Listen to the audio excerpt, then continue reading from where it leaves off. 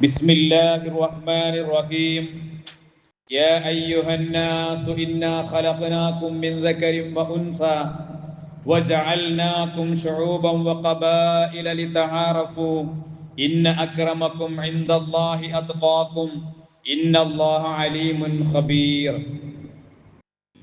സ്നേഹാദരണീയരായ സത്യവിശ്വാസികളെ, സത്യവിശ്വാസിനികൾ, സർവലോക സട്ടാവും നിയന്താവുമായ സർവശക്തനായ അള്ളാഹുവിൻ്റെ കൽപ്പനാ നിർദ്ദേശങ്ങളെ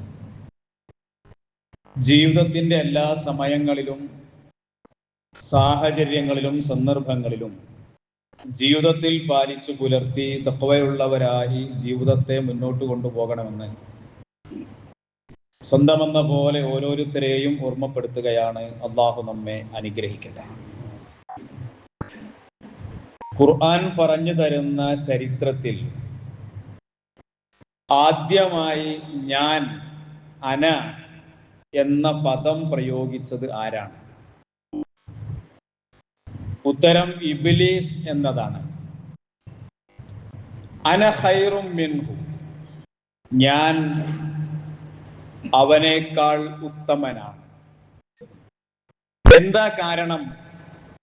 ഖലഖ്തനി മിൻ നാർ വഖലഖ്തഹു മിൻ തീൻ, എന്നെ സൃഷ്ടിച്ചിരിക്കുന്നത് തീയിൽ നിന്നാണ്. വഖലഖ്തഹു മിൻ തീൻ, അവനെ സൃഷ്ടിച്ചിരിക്കുന്നത് മണ്ണിൽ നിന്നാണ്. തീ വർണ്ണമുള്ളതാണ്, തീ ജ്വാലയുള്ളതാണ്, തീ ഉയരങ്ങളിലേക്ക് കയറിപ്പോകുന്നതാണ്, തീ ശക്തിയുള്ളതാണ്. മണ്ണോ? മണ്ണ് അധമമാണ്, അവർണ്ണമാണ്, വർണ്ണമില്ലാത്തതാണ്, താഴെയാണ്, മനുഷ്യൻ ചവിട്ടി തേച്ച് നടന്നുകൊണ്ടിരിക്കുന്നതാണ്. പിന്നീട് പിശാച് അധമനായി പോകുന്നത് ഖുർആൻ പറഞ്ഞു തരുന്നു. അബാ വസ്തക്ബറ വകാന മിനൽ കാഫിരീൻ, അവൻ വിസമ്മതിക്കുകയും കിബിർ നടിക്കുകയും ചെയ്തു. അവൻ നിന്ദ്യനായിത്തീർന്നു. വകാന മിനൽ കാഫിരീൻ, അവൻ കാഫിറുകളിൽ, നന്ദികേട് കാണിക്കുന്നവരിൽ അവനായിത്തീരുകയും ചെയ്തു എന്ന് വിശുദ്ധ ഖുർആൻ പറയും. ചരിത്രത്തിൽ പിന്നെയും ചിലർ കടന്നു വരുന്നുണ്ട് ഞാൻ എന്ന് വിളിച്ചു പറഞ്ഞുകൊണ്ട്. അത് മനുഷ്യരൂപം പൂണ്ട പൈശാചിക ഭാവമുള്ള നമ്രൂദായിരുന്നു. നമ്രൂദ് പറഞ്ഞത്, ആര് ജീവിക്കണം ആര് ജീവിക്കരുത് എന്ന് ഞാൻ തീരുമാനിക്കും. അന ഉഹീ വ ഉമീത്, ഞാനാണ് മരിപ്പിക്കുന്നവനും ഞാനാണ് ജീവിപ്പിക്കുന്നവൻ. അന, ഞാൻ എന്നതാണ്. അതായിരുന്നു നമ്രൂദിന്റെ സാമ്രാജ്യത്വവാദം. പിന്നീട് ചരിത്രത്തില് ഞാൻ എന്ന പ്രയോഗവുമായി വരുന്നത് ഫിർഔനാണ്. അന റബ്ബുക്കുമുൽ അഅല, ഞാനാണ് നിങ്ങളുടെ പരമോന്നതനായ റബ്ബ് എന്ന് അയാൾ വിളിച്ചു പറയുന്നുണ്ട്. വർത്തമാനകാലത്തും ഇതുപോലെയുള്ളത് തുടർന്നുകൊണ്ടേയിരിക്കുകയാണ്.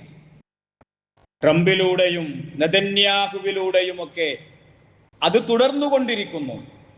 അവരും ഇന്ന് ലോകത്തിന് മുമ്പിൽ അധമന്മാരായിട്ട് നിൽക്കുന്നത് നാം കാണുന്നുണ്ട്.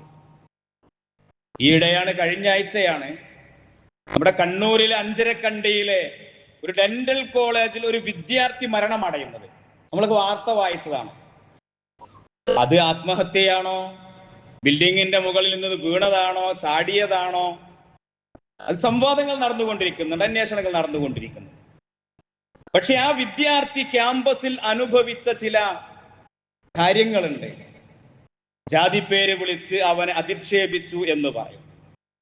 അവിടെയും മറ്റാരൊക്കെയോ ഞാൻ എന്ന് ആവാൻ ശ്രമിക്കുന്നുണ്ട് എന്ന് നമുക്ക് കാണാൻ സാധിക്കും. ഇവനൊരു ആദിവാസിയെ പോലെയാണ്. കറുത്ത പെൺകുട്ടികളെ ബ്ലാക്ക് കൗ എന്നാണ് ഇത്തരം ഞാൻ ആകാൻ ശ്രമിക്കുന്നവര് വിളിച്ചിരുന്നത് എന്നാണ്. ഇങ്ങനെ വേറിട്ടൊരു സംസ്കാരം കേരളത്തിനകത്ത് നിലനിൽക്കുന്നു എന്ന് പറയുമ്പോൾ അത് ഇബ്ലീസ് ഉയർത്തിയ വാദമാണ്. അന ഖൈറും മിൻഹു, ഞാൻ ഉത്തമനാണ് അവനേക്കാൾ എന്നുള്ള ആ ഒരു വാദം എന്ന് പറയുന്നത് യഥാർത്ഥത്തില് മനുഷ്യനെ സംബന്ധിച്ചിടത്തോളം അത് അനുകരണീയമല്ല എന്ന് നമ്മൾ മനസ്സിലാക്കേണ്ടതുണ്ട്. അവനേക്കാൾ ഞാൻ ശ്രേഷ്ഠനാണ്. ഇബ്ലീസ് പറയുന്നത് ഞങ്ങൾ രണ്ടുപേരെയും സൃഷ്ടിച്ചത് പടച്ചത് ഒരാളാണ്.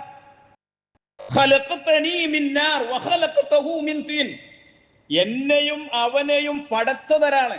പിന്നെന്താ ഉള്ളത്? പടച്ച മെറ്റീരിയലിന്റെ പദാർത്ഥത്തിന്റെ വ്യത്യാസമുള്ളൂ.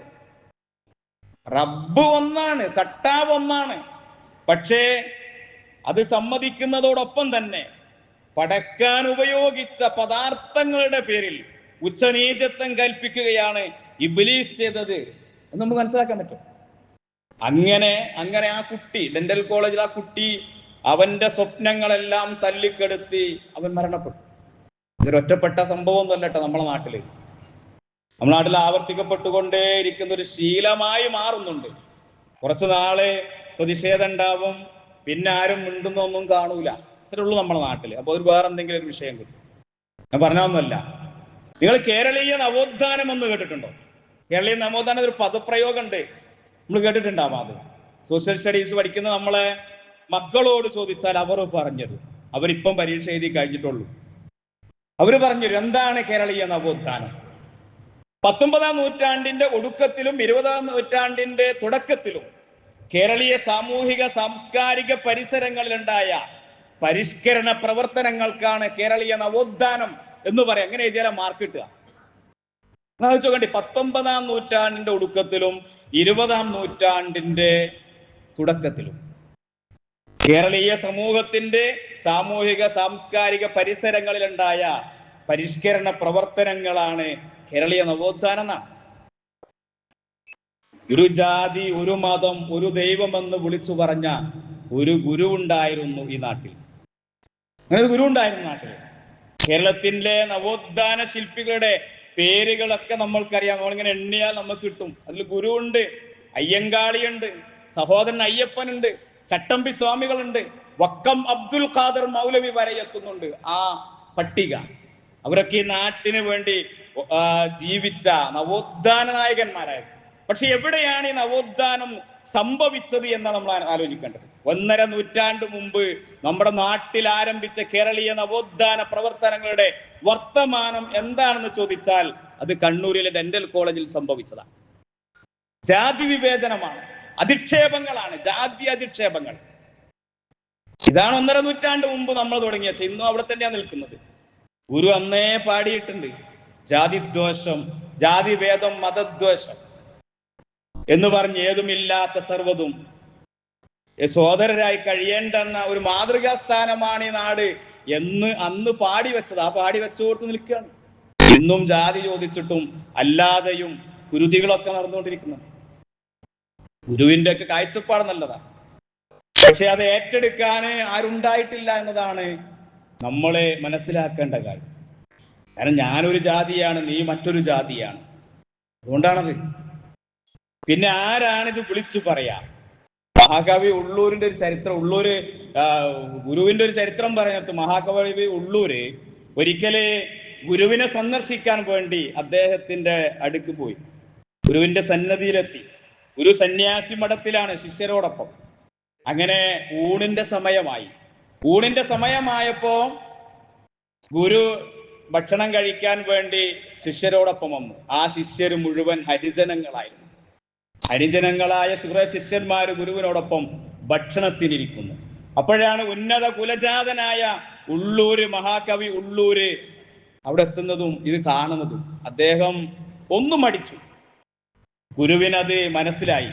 ഗുരു തന്റെ അടുത്ത് തന്നെ അദ്ദേഹത്തെ ഇരുത്തി ഭക്ഷണം വിളമ്പി, ഊണ് വിളമ്പി. എല്ലാവരുടെയും ഇലയിൽ പപ്പടം കൊണ്ടുവന്നു വെക്കാൻ പറഞ്ഞു. ഗുരു പറഞ്ഞു, പപ്പടം എല്ലാവരും ഒന്നിച്ചു പൊട്ടിക്കുക. പപ്പടം പടപടാ പൊട്ടി. അത് പൊടിഞ്ഞുപോയി. ഗുരു ചോദിച്ചു ഉള്ളൂരിനോട്, നല്ല പോലെ പൊട്ടിയില്ലേ? ഉള്ളൂരിന് മനസ്സിലായി. ഗുരുവിനും അത് ആ ചോദ്യം എന്താണെന്ന്, ഗുരുവിന്റെ ചോദ്യം ഉള്ളൂരിന് മനസ്സിലായി. അവർ പരസ്പരം ചിരിച്ചു. ആ ജാതി ചിന്ത മനസ്സിൽ നിന്നും ശരിക്കും പൊടിച്ചു കളയുകയായിരുന്നു യഥാർത്ഥത്തിൽ ഗുരു ചെയ്തത്. ഇത് ചരിത്രമാണ് എന്ന് പറഞ്ഞാൽ അത്ര പോലും. പിന്നീട് കേരളം കുറെ സദ്യകൾ ഉണ്ടിട്ടുണ്ട്, സന്ധിഭോജനവും മിശ്രഭോജനവും, അവിടെയൊക്കെ പപ്പടം പൊട്ടിയിട്ടുണ്ട്, പക്ഷെ ജാതി തകർന്നിട്ടില്ല. അപ്പൊ ഇത് നമ്മൾ മനസ്സിലാക്കേണ്ടത്, ഈ 1.5 നൂറ്റാണ്ട് കാലം പലരും ശ്രമിച്ചിട്ടും പൊട്ടാതെ കിടക്കുകയാണ്. പപ്പടം മാത്രം പൊട്ടുന്നു, ജാതി അവിടെ തന്നെ പൊട്ടാതെ നിൽക്കും. ദൈവികമായ ഒരു വെളിപാടിന്റെ അടിത്തറയിലുള്ള നവോത്ഥാന പ്രവർത്തനങ്ങൾക്ക് മാത്രമേ മാറ്റങ്ങൾ സൃഷ്ടിക്കാൻ സാധിക്കുള്ളൂ എന്നാണ് നമ്മൾ മനസ്സിലാക്കേണ്ടത്. ഇവിടെ ഇങ്ങനെയൊക്കെ നടന്നിട്ടുണ്ടല്ലോ, പക്ഷേ ദൈവികമായ ഒരു വെളിപാടിന്റെ അടിത്തറയിലുള്ള നവോത്ഥാന പ്രവർത്തനങ്ങൾക്ക് മാറ്റങ്ങൾ സൃഷ്ടിക്കാൻ സാധിക്കുള്ളൂ. വിശുദ്ധ ഖുർആനിലെ ഒരൊറ്റ ആയത്ത്, ആ ഒരു ഒറ്റ ആയത്ത് 14 നൂറ്റാണ്ട് കാലമായി ഈ വിഷയത്തിൽ വെളിച്ചം പകർന്നു തരുന്നുണ്ട്. സൂറത്ത് ഹുജറാത്തിന്റെ 13 യാ അയ്യുഹന്നാസ്, മനുഷ്യരെ, മനുഷ്യരെ എന്ന് വിളിക്കുന്നു. അങ്ങനെ ഒരു വിളി അതിന് മുമ്പ് പലരും വിളിച്ചിട്ടില്ല. ചിക്കാഗോയിൽ വെച്ച് വിവേകാനന്ദൻ വിളിച്ചു, മൈ സിസ്റ്റേഴ്സ് ആൻഡ് ബ്രദേഴ്സ്, എന്റെ സഹോദരി സഹോദരങ്ങളെ എന്ന് വിളിച്ചത്. അതാണ് ആ പ്രസംഗത്തിന്റെ, അദ്ദേഹത്തിന്റെ ചിക്കാഗോയിലെ പ്രസംഗത്തിന്റെ ഹൈലൈറ്റ്. അതാണ്. അങ്ങനൊരു വിളി അതിനു മുൻപ് ആരും കേട്ടിട്ടില്ല. വിശുദ്ധ ഖുർആൻ അതിനു മുമ്പ് വിളിച്ചു, യാ അയ്യുഹന്നാസ്, മനുഷ്യരെ. ജാതിയില്ല, വർണ്ണമില്ല, വർഗമില്ല, മനുഷ്യരെ എന്ന് വിളിച്ചു. അവർ പറഞ്ഞെന്തറിയോ? ഇന്നാ ഖലഖനാകും മിൻ ദക്കരിൻ വ ഉൻസ, നിങ്ങളെ പടച്ചിരിക്കുന്നത്, നിങ്ങളെ സൃഷ്ടിച്ചിരിക്കുന്നത് ഒരാണിൽ നിന്നും ഒരു പെണ്ണിൽ നിന്നുമാകുന്നു. ജാതിയില്ല, ഗോത്രങ്ങളില്ല, വർഗമില്ല, അവരെല്ലാം ഒരു ആണിൽ നിന്നും ഒരു പെണ്ണിൽ നിന്നും. നിങ്ങളുടെ മാതാവ് ഒന്നാണ്, നിങ്ങളുടെ പിതാവ് ഒന്നാണ്, ഒരൊറ്റ ഉമ്മയുടെ മക്കൾ, ഒരു ഉമ്മ വെറ്റ മക്കൾ. കുല്ലുക്കും മിൻ ആദമു വ ആദമു മിൻ തുറാബ്, നിങ്ങളെല്ലാവരും ആദമിൽ നിന്നാണ്, ആദമാകട്ടെ മണ്ണിൽ നിന്നുമാകുന്നു എന്ന്. മനുഷ്യരെ എന്ന ഒരു വിളി, ആ വിളിയാണ് നമ്മൾ ആലോചിക്കേണ്ടത്. അവിടെ മനുഷ്യന് വ്യത്യസ്ത ഗോത്രങ്ങളായി, വർഗങ്ങളായി, ജാതികളായിട്ടുള്ളവരൊക്കെ ഒന്നിച്ച് നിർത്തിയിട്ടാണ് ഈ വിളി വിളിക്കുന്നത്. അവിടെ ഉണ്ട് ഗോത്രങ്ങളെ, അവിടെയും ഹൗസും ഹസ്റജും അതുപോലെ ഗോത്രങ്ങളായി ജീവിക്കുന്ന ആളുകൾ എമ്പാടുണ്ട്. പക്ഷെ അവിടെയാണ് അള്ളാഹു റസൂലിലൂടെ വിളിക്കാൻ പറയുന്നത്, യാ അയ്യുഹന്നാസ്, മനുഷ്യരെ, ഇന്നാ ഖലഖനാകും മിൻ ദക്കരിൻ വ ഉൻസ, നിങ്ങളെ ഒരാണിൽ നിന്നും ഒരു പെണ്ണിൽ നിന്നുമാണ് സൃഷ്ടിച്ചിരിക്കുന്നത്. ഹജ്ജ് വരാൻ പോവുകയാണ്. മക്കം ഫതഹിന്റെ സന്ദർഭത്തിലാണ് റസൂലുള്ള സമൂഹത്തെ മുഴുവൻ ആളുകളെയും വിളിച്ചുകൊണ്ട് പറഞ്ഞത്, കുല്ലുക്കും മിൻ ആദം, നിങ്ങളെല്ലാവരും ആദമിൽ നിന്നാണ് കേട്ടോ. ആദമു മിൻ തുറാബ്, ആദമാകട്ടെ മണ്ണിൽ നിന്നാകുന്നു. അത് മക്കം ഫതഹിൽ പ്രഖ്യാപിച്ച വലിയൊരു പ്രഖ്യാപനമാണത്. അതിസുന്ദരമാണ്. എല്ലാ ജാതിക്കോമരങ്ങളെയും വേരോടെ പിഴുതെറിയുന്ന മുദ്രാവാക്യമാണത്. ഇന്നാ ഖലഖനാകും മിൻ ദക്കരിൻ വ ഉൻസ, യാ അയ്യുഹന്നാസ്, മനുഷ്യരെ എന്ന് വിളിച്ചിട്ട്. ഇന്നാ ഖലഖനാകും മിൻ ദക്കരിൻ വ ഉൻസ. എന്നിട്ട് അല്ലാഹു അവിടെ ഈ വചനത്തിൽ 5 കാര്യങ്ങൾ, 5 ചെറിയ വാക്യങ്ങളാ ഉള്ളത്. നിങ്ങളത് പറയുന്നത്, നിങ്ങളെ അവിടെ ഉണ്ടായിരുന്ന എല്ലാ തറവാട്ടു മഹിമകളെയും എല്ലാം തന്നെ നിഷ്കാസനം ചെയ്ത് പൊടിച്ചു കളഞ്ഞു. എന്താ പറഞ്ഞറിയോ?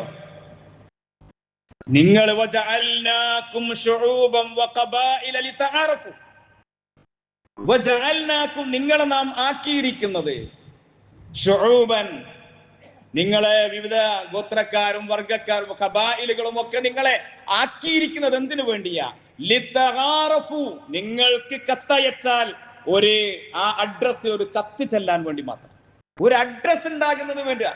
പറമ്പിന്റെ പേരിലും വീടിന്റെ പേരിലും അതുപോലെ പലതിന്റെ പേരിലുമാണ് നമ്മൾ അറിയപ്പെടുന്നത്. ആ അറിയപ്പെടുന്നതിന് വേണ്ടി മാത്രമാണ് ലിതആറഫു എന്നല്ല പറയുന്നത്. വജഅൽനാകും ശുഊബൻ ലിതആറഫു. അവിടെ നിർത്തിയില്ല പടച്ചവൻ. ഇന്ന അക്രമക്കും ഇൻദല്ലാഹി അത്ഖാക്കും, പടച്ചവന്റെ അടുക്കല് നിങ്ങളെ വർണ്ണമോ, നിങ്ങളുടെ വർഗമോ, നിങ്ങളുടെ തറവാടോ, നിങ്ങളുടെ സൗന്ദര്യമോ, നിങ്ങളുടെ ആസ്തിയോ, നിങ്ങളുടെ മറ്റെന്തെങ്കിലും പോരിശകളോ ഒന്നും വിലപ്പോവുകയില്ല. ഇന്ന അക്രമക്കും ഇൻദല്ലാഹി അത്ഖാക്കും, അള്ളാഹുവിന്റെ അടുക്കൽ ഏറ്റവും മാന്യൻ, ആദരണീയൻ, സ്ഥാനമുള്ളവൻ പടച്ചോനെ സൂക്ഷിക്കുന്നവനാ. രണ്ട് വിഭാഗമേ ഉള്ളൂ. ഒന്ന് പടച്ചോന് വഴിപ്പെട്ട് ജീവിക്കുന്നവരാവുക, മറ്റൊന്ന് വഴിപ്പെടാതെ ജീവിക്കുക. വഴിപ്പെടുന്നവർക്ക് അവന്റെ അടുക്കൽ ആ മാന്യത, അവന്റെ അടുക്കൽ ആദരവുണ്ടാവുകയുള്ളൂ എന്ന് വിശുദ്ധ ഖുർആൻ സൂറത്ത് 40-ാം അധ്യായത്തിന്റെ 13-ാമത്തെ വചനം, ഹുജറാത്തിന്റെ 13-ാമത്തെ വചനത്തിലൂടെ എന്നിട്ട് അവിടെ നിർത്തിയില്ല പടച്ചോൻ, ഇന്നല്ലാഹ അലീമുൻ ഖബീർ. നിങ്ങൾ മനസ്സിലുണ്ടല്ലോ കുറെ വൈജാത്യങ്ങള്, നിങ്ങൾ മനസ്സിലുണ്ടല്ലോ ഞാൻ ആരൊക്കെയാണ് എന്നുള്ള കുറെ ചിന്തകളൊക്കെ ഉണ്ടല്ലോ. ഞാൻ തറവാട്ടുകാരനാണ് എന്നുള്ള ചിന്ത ഉണ്ടല്ലോ, ആ ചിന്ത പിശാചാണ്. പിശാച് പറഞ്ഞത് അതാണ്, ഞാൻ വലിയ തറവാട്ടുകാരനാണ്. ഖലഖതനീ മിൻ നാർ, എന്നെ സൃഷ്ടിച്ചത് വലിയ തറവാട്ടിൽ നിന്നാണ്, ഞാൻ തറവാട്ടാണ്. അല്ലാഹ് പറയാണ് ഇന്നല്ലാഹ അലീമുൽ ഖബീർ, നിങ്ങളെ മനസ്സിനകത്തുള്ള എല്ലാം തന്നെ അറിയുന്നവനാണ്. നിങ്ങൾ എന്തിന്റെയൊക്കെ പേരിലാണെങ്കിലും, നിങ്ങൾ എങ്ങനെയൊക്കെ അറിയപ്പെടുന്നവരാണെങ്കിലും നിങ്ങളെ നന്നായി അറിയുന്നവൻ പടച്ചോനാണ്. ലിതആറഫു, നിങ്ങൾക്കൊരു അഡ്രസ് ഉണ്ടാകാൻ വേണ്ടി മാത്രമാണ് നിങ്ങളെ ഇങ്ങനെ വേറെ നാട്ടുകാരും വിവിധ വർണ്ണക്കാരും വീട്ടുകാരും തറവാട്ടുകാരും ആക്കിയത് എന്ന് അല്ലാഹു പറയാം. ഇന്ന അക്രമക്കും ഇൻദല്ലാഹി അത്ഖാക്കും, ആദരണീയൻ ഭക്തിയുള്ളവനാണ്. അല്ലാഹു എല്ലാം അറിയുന്നുണ്ട്. നിങ്ങളെ ഉള്ളിൽ കൊണ്ട് നടക്കുന്നത് അലീമുൻ ഖബീർ, സൂക്ഷ്മമായി അറിയുന്നവനാണ്. ഈ ഒരൊറ്റ ആയത്താണ് മുസ്ലിം ഉമ്മത്തിനെ എല്ലാ വിവേചനങ്ങളിൽ നിന്നും മാറ്റി നിർത്തുകയും നിർത്തേണ്ടതും അത് തന്നെയാണ്. ആ ആയത്തിലൂടെയാണ്. അന്നൊരിക്കല് തറവാട്ടുകാരനായ അബൂദർ അൽ ഗിഫാരി ബിലാൽ റളിയല്ലാഹു അൻഹുമായിട്ട് എന്തോ സംസാരത്തിനിടയിൽ ഒരു വാക്ക് പറഞ്ഞു, യബ്നു ഉമ്മ സൗദാ, കറുത്ത ഉമ്മയുടെ മകനെ എന്നൊരു വിളിച്ചു.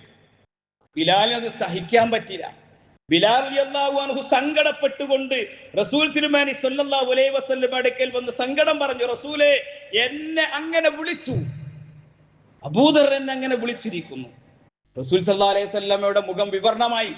റസൂൽ സല്ലല്ലാഹു അലൈഹി വസല്ലം അബൂദറിനെ വിളിച്ചുകൊണ്ട് റസൂലുള്ളാഹ് പറയുന്നുണ്ട്, ജാഹിലിയത്ത് ഇപ്പോഴും വിട്ടുപോയിട്ടില്ല അല്ലേ, ജാഹിലിയത്ത് ഇപ്പോഴും വിട്ടുപോയിട്ടില്ല അല്ലേ എന്ന് ചോദിക്കുന്ന ഒരു ചോദ്യം ചരിത്രത്തിൽ കാണാൻ സാധിക്കും. ബിലാൽ റളിയല്ലാഹു അൻഹു സങ്കടത്തോടെ റസൂലിനോട് അത് വന്ന് പറയുന്നുണ്ട്. ഈ സമയത്ത് അത് ചോദിക്കുന്ന റസൂൽ, അബൂദർ അത്രയൊന്നും വിചാരിച്ചിട്ടുണ്ടായിരുന്ന അബൂദർ തന്റെ ചുവന്ന മുഖം നിലത്ത് വെച്ചു ബിലാലിനോട് പറഞ്ഞു, ബിലാൽ ചവിട്ട്, എന്റെ മുഖത്താനൊരു ചവിട്ട്, ആ ജാഹിലിയത്ത് ഒഴിഞ്ഞു പോകട്ടെ. ബിലാലിന് പറ്റുമോ ഇതിന്?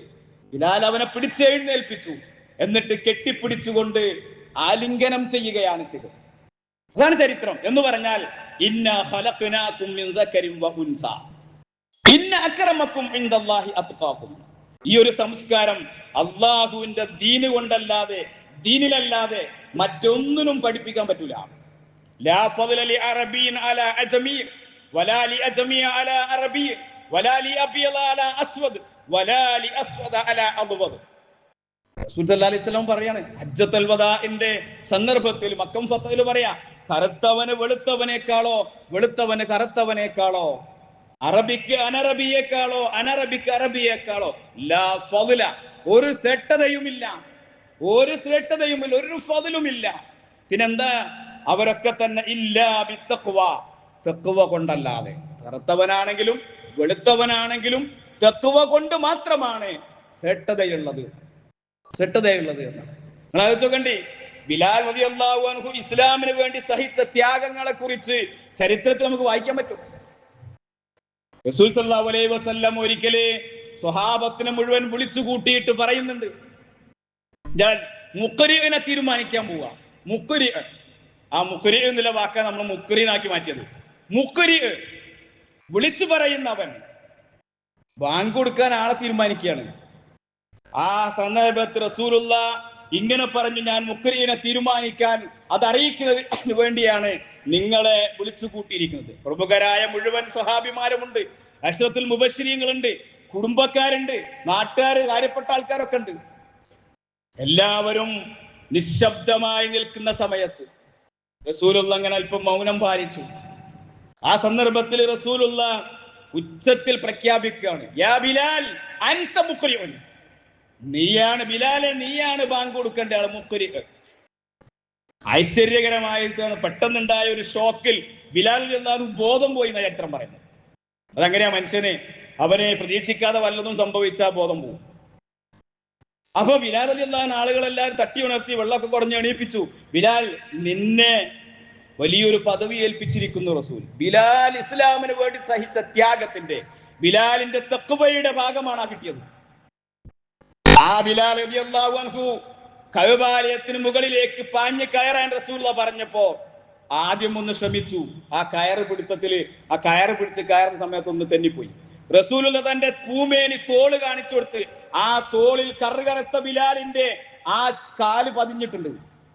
അത് ചവിട്ടിട്ടാ റസൂലുള്ളാഹി ബിലാൽ റളിയല്ലാഹു മുകളിലേക്ക് കയറുന്നത്. അതാണ് ഇസ്ലാം. ജാതിയില്ല, വർണ്ണമില്ല, വർഗമില്ല, ഇല്ലാ ബിത്തഖ്വ. തഖ്വ കൊണ്ട് മാത്രമാണ് ഇസ്ലാമില് അതിന്റെ ഏറ്റവും വലിയ ശ്രേഷ്ഠത ലഭിക്കുക എന്നതാണ്.